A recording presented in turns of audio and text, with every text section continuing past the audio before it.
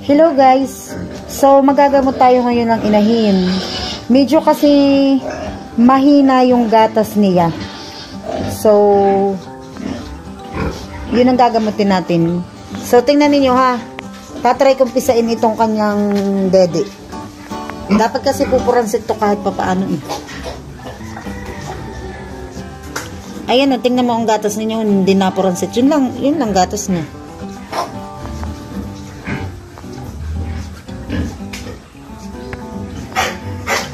Oh, yun lang. Sobrang hina ng gatas niya. So, try natin gamutin. Halika dito. So, guys, ito yung gagamitin ko para mapalabas ko ang gatas niya. Tuturukan ko ng 2.5 ml Pitoxal.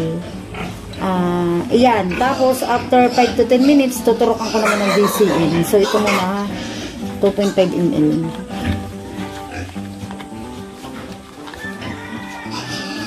So, ito yung instruction niya. Per milk let down ay 0.5 to 1 to 1 ml. So, indication is a hormone that is synthesized in the neurons of the brain and transported to the posterior pituitary where peripheral nerves are stimulated and induces smooth muscle contraction. So, shake muna natin.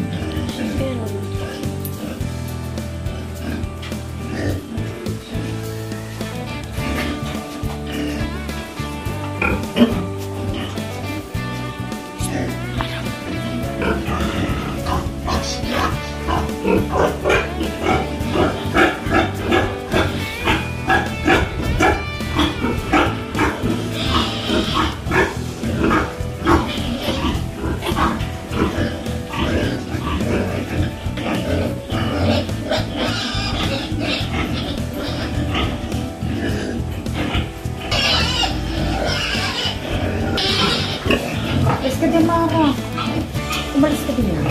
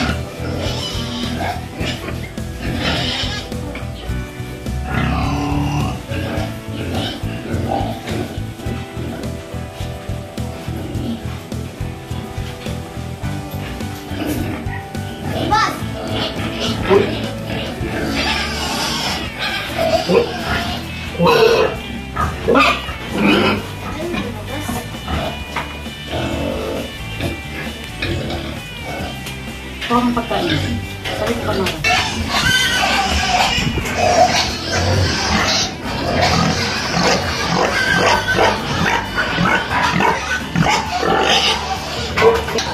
So, ayan guys. Palilipasin muna natin ng 5 to 10 minutes. At magtuturok naman tayo ng ito. Calcium borocloconate. Bali ay 15 ml. Ito sabi lang liig.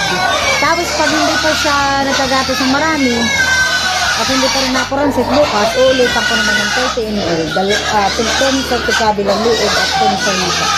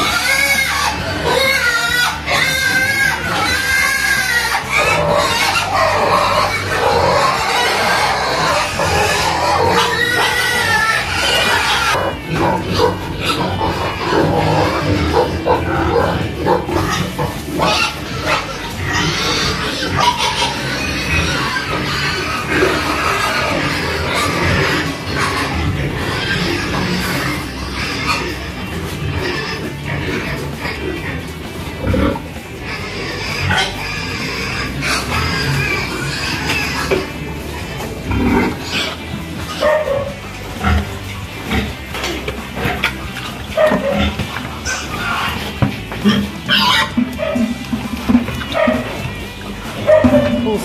Sa 10 ml, sa kabilang liit naman.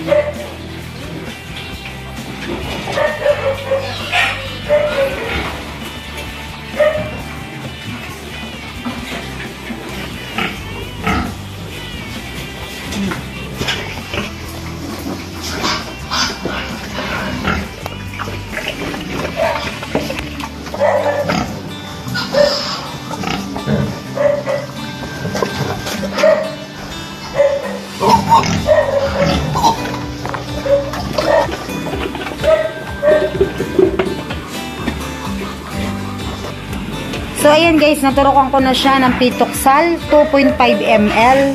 Then, after 5 to 10 minutes, ay tinurukan ko naman siya ng bali 20 ml. 10 ml sa kaliwang liig at 10 naman sa kanan. Ngayon, update ko kayo kung may gatas na siya.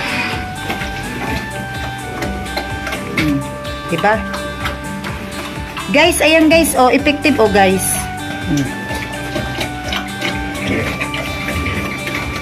Guys, pakita ko sa inyo ha.